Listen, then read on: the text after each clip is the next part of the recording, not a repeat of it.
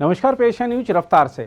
Uttar Pradesh police ने कानपुर में हिंसा और पथराव की घटना के एक दिन बाद शनिवार को 500 लोगों के खिलाफ मामले दर्ज किए हैं। हम आपको बता दें कि हिंसा की घटनाओं में 40 लोग घायल हो गए थे। हिंसा से प्रभावित इलाकों में कड़ी सुरक्षा व्यवस्था की गई है और शांति का माहौल है। अपर पुलिस आयुक्त कानून व्यवस्था आनंद प्रकाश तिवारी ने बताया कि घटनाओं के संबंध में 18 लोगों को शुक्रवार को गिरफ्तार किया गया और 6 लोगों को आज गिरफ्तार किया गया है। उन्होंने कहा, स्थिति शांतिपूर्ण है और हम 24 घंटे निगरानी कर रहे हैं। इस बीच कानपुर के पुलिस कमिश्नर विजय सिंह मीणा ने कहा है कि जिन लोगों को गिरफ्तार किया गया है उन सबके खिलाफ गैंगस्टर और एनएसए एक्ट के तहत कार्रवाई की जाएगी और उनकी संपत्तियों को भी जब्त किया जाएगा। उन्होंने कहा है कि इन सभी के बैंक खातों का विश्लेषण किया जाएगा कि कहीं यह पीएफआई या अन्य किसी संस्था से संबंधित तो नहीं है। उन्होंने कहा कि इन सब की जांच कराई जा रही है। पुलिस कमिश्नर विजय सिंह मीणा ने कहा कि कानपुर में कुछ लोगों द्वारा माहौल खराब करने की कोशिश की गई थी, जिस पर कार्रवाई करते हुए हमने स्थिति को काबू में किया। उन्होंने बताया कि पूरे मामले में अब तक 3 एफआईआर दर्ज की गई हैं। भाजपा ने 23 जून को होने वाले उत्तर प्रदेश के आजमगढ़ और रामपुर लोकसभा क्षेत्र के उपचुनाव के लिए उम्मीदवारों के नाम की घोषणा कर दी है। भाजपा की उत्तर प्रदेश इकाई के मीडिया प्रभारी मनीष दीक्षित ने पार्टी के राष्ट्रीय महासचिव अरुण सिंह द्वारा आज जारी विज्ञप्ति के हवाले से बताया कि उपचुनाव के लिए रामपुर संसदीय क्षेत्र से घनश्याम लोधी और आजमगढ़ से दिनेश लाल यादव निरहुआ को उम्मीदवार घोषित किया गया है।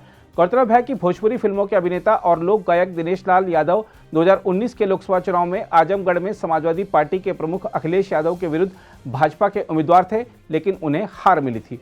भाजपा ने दिनेश लाल यादव निरहुआ पर फिर से दांव लगाया है।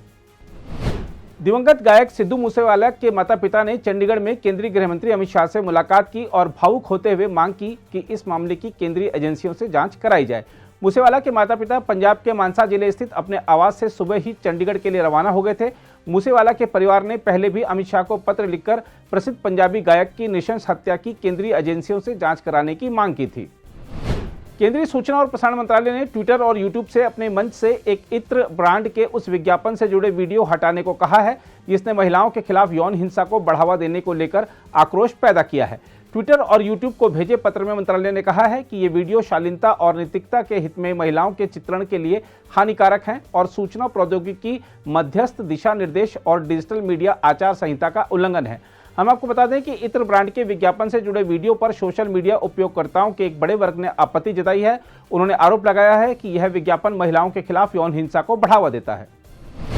दिल्ली के मुख्यमंत्री अरविंद केजरीवाल ने कहा है कि उनकी सरकार अपने देशभक्ति बजट के तहत राष्ट्रीय राजधानी में 500 तिरंगे लगाएगी, जिनकी देखभाल के लिए स्वयंसेवक आधारित समितियां बनाई गई हैं।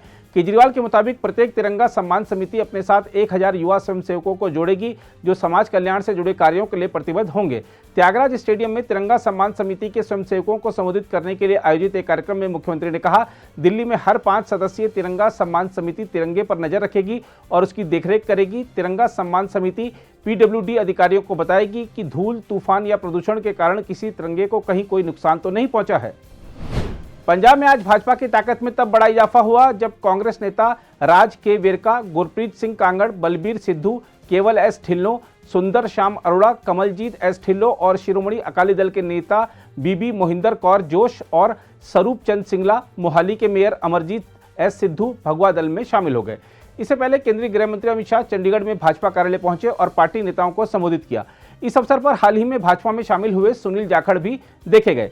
हम आपको बता दें कि मोहाली से 3 बार विधायक रहे बलबीर सिद्धू पिछली कांग्रेस सरकार में स्वास्थ्य मंत्री थे, जबकि रामपुरा फुल से 3 बार विधायक रहे गुरप्रीत कांगड़ राजस्व मंत्री थे। वेरका माझा क्षेत्र के प्रमुख दलित नेता हैं और 3 बार विधायक भी रहे हैं। वह पिछली सरकार में सामाजिक न्याय और अधिकारिता और अल्पसंख्यक कार्य मंत्री थे। होशियारपुर के पूर्व विधायक सुंदर श्याम अरोड़ा पिछली कांग्रेस सरकार में उद्योग और वाणिज्य मंत्री थे। ये सभी चारों नेता 2022 के राज्य विधानसभा चुनाव में हार गए थे। हैदराबाद में 17 वर्षीय एक लड़की के साथ सामूहिक दुष्कर्म मामले में 2 नाबालिगों को शनिवार को हिरासत में ले लिया गया। पुलिस की ओर से जारी एक आधिकारिक विज्ञप्ति के मुताबिक 5 आरोपियों में से 18 वर्षीय एक युवक को 3 जून को गिरफ्तार कर लिया गया था। विज्ञप्ति में कहा गया है कि इस मामले में अब तक 2 नाबालिगों समेत कुल 3 आरोपियों को हिरासत में लिया जा चुका है। हम आपको बता दें कि सामूहिक दुष्कर्म की इस घटना में कुछ नेताओं के संबंधियों के शामिल होने के आरोपों के बीच राज्य सरकार पर मामले में त्वरित कार्रवाई करने का दबाव बढ़ गया है। विपक्षी दल और महिला अधिकार संगठन राज्य सरकार पर दबाव बना रहे हैं। मीडिया में प्रकाशित खबरों का हवाला देते हुए भाजपा ने आरोप लगाया है कि एआईएमआईएम के नेताओं के रिश्तेदार इस वारदात में शामिल हैं। पाकिस्तान के लाहौर शहर स्थित भीड़भाड़ वाले अनारकली बाजार में इस साल के शुरुआत में हुए बम धमाके में शामिल 2 पाकिस्तानी आतंकवादी शनिवार को मुठभेड़ में मारे गए।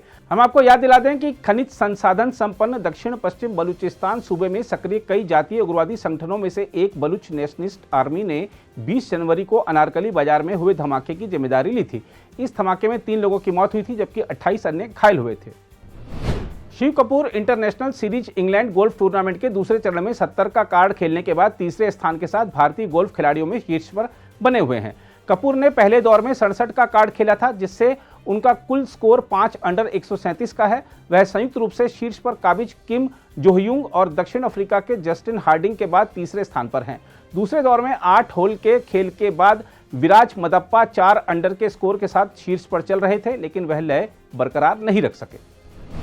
सरकार ने कर्मचारी भविष्य निधि संगठन यानी ईपीएफओ के करीब 5 करोड़ अंशधारकों को वर्ष 2021-22 के लिए भविष्य निधि जमा पर 8.1% ब्याज देने को मंजूरी दे दी है। 4 दशकों में यह ईपीएफ पर मिलने वाली सबसे कम ब्याज दर है। हम आपको याद दिला दें कि इस साल मार्च में ही ईपीएफओ के केंद्रीय न्यासी बोर्ड ने 2021-22 के लिए देय ब्याज दर को 2020-21 के 8.5% से घटाकर 8.1% करने का निर्णय लिया था। अगर आप भी लेना चाहते हैं देश दुनिया की तमाम जानकारी तो आज ही सब्सक्राइब करें हमारे चैनल को।